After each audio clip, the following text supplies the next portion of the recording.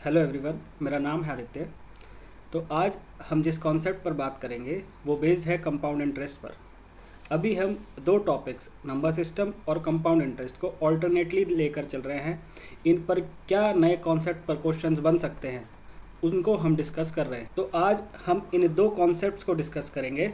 दरअसल हम अपनी नॉर्मल रूटीन की तैयारी में जिन टाइप्स को छोड़ देते हैं, यानी कि कुछ बेसिक टाइप्स जो बहुत बार एग्ज़ाम में रिपीट होते हैं, हम सिर्फ उन्हीं टाइप्स को करके अपनी प्रिपरेशन को पूरा मान लेते हैं और फिर हमको रिग्रेट होता है जब हम किसी एग्ज़ाम में एक या आधे मार्क्स से रह जाते हैं। हमें वो रिग्रेट ना हो, हम किसी भी चैप्टर के सभी कॉन्सेप्ट्स को और उस पर क्या नए कॉन्सेप्ट पर सवाल बन सकते हैं उन सभी क्वेश्चंस को और इस सीरीज़ में डिस्कस कर रहे हैं। तो ये दो कॉन्सेप्ट हैं। एक कॉन्सेप्ट को हम आज डिस्कस करेंगे और एक कॉन्सेप्ट को आप खुद से ट्राई करेंगे, इस क्वेश्चन को करने की कोशिश करेंगे और इसका आंसर आप कमेंट बॉक्स पर कमेंट करेंगे। इसको हम डिस्कस करेंगे कल। आज इस क्वेश्चन को हम डिस्कस करेंगे, वो है a sum of money becomes twice in 3 years at compound interest, in how many years it will become 100 times। एक धनराशि चक्रवृद्धि ब्याज पर 3 वर्षों में 2 गुनी हो जाती है, कितने वर्षों में यह 100 गुना हो जाएगी। ये टाइप बहुत ही इंपॉर्टेंट है। इस टाइप के हम बेसिक क्वेश्चंस करते हैं जिसको करने की आपके पास ट्रिक भी होगी, उसको भी हम डिस्कस करेंगे। पर अगर ये क्वेश्चन थोड़ा सा चेंज होकर इस टाइप से अगर आ जाएगा तो आपको थोड़ी सी प्रॉब्लम हो सकती है। दूसरा जो क्वेश्चन है इसको आप खुद से ट्राई करेंगे, जिसको हम कल डिस्कस करेंगे। इसका आंसर आपको कमेंट बॉक्स पर कमेंट करना है। At 9% per annum compound interest, in how many years a sum of 1200 rupees triples itself। 9% प्रतिवर्ष वार्षिक चक्रवृद्धि ब्याज दर से कितने समय में 1200 रुपये की धनराशि अपना 3 गुना हो जाएगी। इस क्वेश्चन को लेने का मेन मोटिव मेरा ये है कि अभी CHSL 2019 के एग्ज़ाम में सेम इसी कॉन्सेप्ट पर एक क्वेश्चन बना है जिसकी वैल्यूज़ थोड़ी चेंज थी, यानी कि यहाँ पर था 6% और जो ये ट्रिपल था ये था डबल। तो हम दोनों कॉन्सेप्ट को समझेंगे, आप इसको करने की कोशिश करेंगे। इसके क्या रूल्स हैं उसको हम समझेंगे कल, पर आज बात करते हैं इस क्वेश्चन पर। तो एक बार वीडियो को पॉज कीजिए और इस क्वेश्चन को करने की कोशिश कीजिए। आपने क्वेश्चन को ट्राई किया होगा, तो आइए देखते हैं कैसे हम इस क्वेश्चन को कर सकते हैं। हमारे पास जो बेसिक मेथड है जो हम पढ़ते हैं अपने बेसिक टाइप में, इस क्वेश्चन को कुछ इस तरीके से होता है कि कोई धनराशि 2 गुनी यानी कि ट्वाइस हो जाती है 3 साल में। तो वो हमसे पूछता है कि वो 4 गुना कितने समय में होगी, 8 गुना कितने समय में होगी, या फिर 64 गुना कितने समय में होगी, या फिर 128 गुना कितने समय में होगी। इस टाइप से क्वेश्चंस बनते हैं। तो इनको करने की हमारे पास ट्रिक कैसे रहती है कि हम बोलते हैं कि अगर ट्वाइस 2 गुना हो रही है 3 साल में, तो 4 गुना यानी 4 को हम लिखते हैं इस 2 की टर्म्स में 2 to the power 2 और इस 2 की मल्टीप्लाई करते हैं इस 3 से और हम बोलते हैं कि 4 गुना हो जाएगी यह धनराशि 6 वर्षों में। ऐसे ही अगर वो पूछता है 8 गुना कितने वर्षों में होगी, तो हम इस 8 को लिखते हैं 2 की टर्म में और इस 3 की मल्टीप्लाई इस 3 से करके हम इसका आंसर लिखते हैं 9 years। पर दरअसल ये क्वेश्चन थोड़ा सा मैंने चेंज कर दिया है, यानी कि हमसे इस क्वेश्चन में पूछा है कि कोई धनराशि 100 टाइम्स कितने समय में होगी।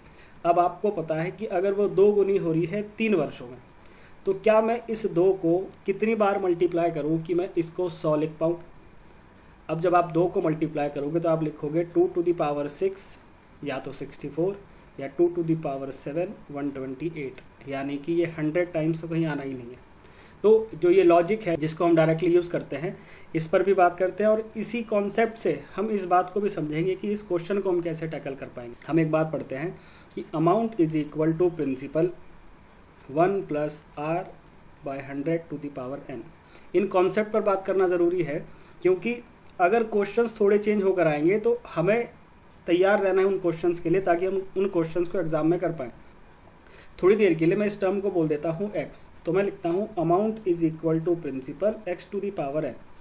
तो क्वेश्चन को आगे ऐसे समझते हैं कि प्रिंसिपल हो जा रहा है ट्वाइस कितने साल में, 3 साल में, और ये प्रिंसिपल हो जाता है 100 टाइम्स और हमें बताना है कितने टाइम में। अगर मैं यहाँ से p से p कैंसिल आउट करूँ तो मैं लिखूँगा 2 = x to the power 3 और यहाँ p से p कैंसिल आउट करूँ तो मैं लिखूँगा 100 = x to the power n। अब मुझे यहाँ से इस x को एलिमिनेट करना है, तो इस x को एलिमिनेट हम कैसे कर पाएंगे। हमें लेना है दोनों तरफ log, यानी log 2 is equal to log x to the power 3 and log 100 log x to the power n। ये कॉन्सेप्ट हमको समझना इसलिए है कि अगर क्वेश्चन थोड़ा सा भी चेंज होकर आए तो हम उस क्वेश्चन को कर पाएँ। बेसिक लॉग की वैल्यूज है जो हमें याद रहनी चाहिए, जैसे कि log 2 to the base 10 की वैल्यू होगी 0.3010, यानी 0.30 भी अगर हम लेते हैं तो इस तरीके से। अगर हमारे पास log है तो ये पावर जो है ये आगे आएगी और हम इसको लिखेंगे log x। ऐसे ही 100 को हम लिखते हैं log 10 to the power 2 और ये हो जाएगा log x to the power n। तो यहाँ से हम लिखेंगे log 10 to the base 10 की वैल्यू कितनी होगी 1 और यहाँ से n log x। ये दोनों इक्वेशन को अगर आप डिवाइड करेंगे तो log x से log x कटेगा, वैल्यू होगी 0.3/2 एंड 3/n। इस पॉइंट से एक 0 और 3 से 3 कैंसिल आउट होगा, यानी n इज इक्वल टू होगा 20 ईयर्स। तो इस क्वेश्चन को समझाने का मेरा सिर्फ यही ऑब्जेक्टिव था कि आप क्वेश्चंस को करें, बेसिक टाइप्स को कवर करें, पर उन बेसिक टाइप्स को कवर करने के बाद इस बात पर भी ध्यान दें कि कैसे ये क्वेश्चंस थोड़ा सा अगर चेंज हो जाए तो आप उन क्वेश्चंस को कर पाएँ। इसी वजह से यही कारण है कि अगर हम बेसिक क्वेश्चंस को थोड़ा सा चेंज करके नहीं करेंगे तो हमें प्रॉब्लम आएगी अपने छोटे छोटे एग्जाम्स में भी, जैसे कि CHSL 2019 में इस क्वेश्चन में बच्चों को दिक्कत आई थी। तो इस कॉन्सेप्ट को समझेंगे कल। आज के लिए इतना ही, मिलते हैं कल एक नए कॉन्सेप्ट के साथ। तब तक के लिए थैंक यू वेरी मच।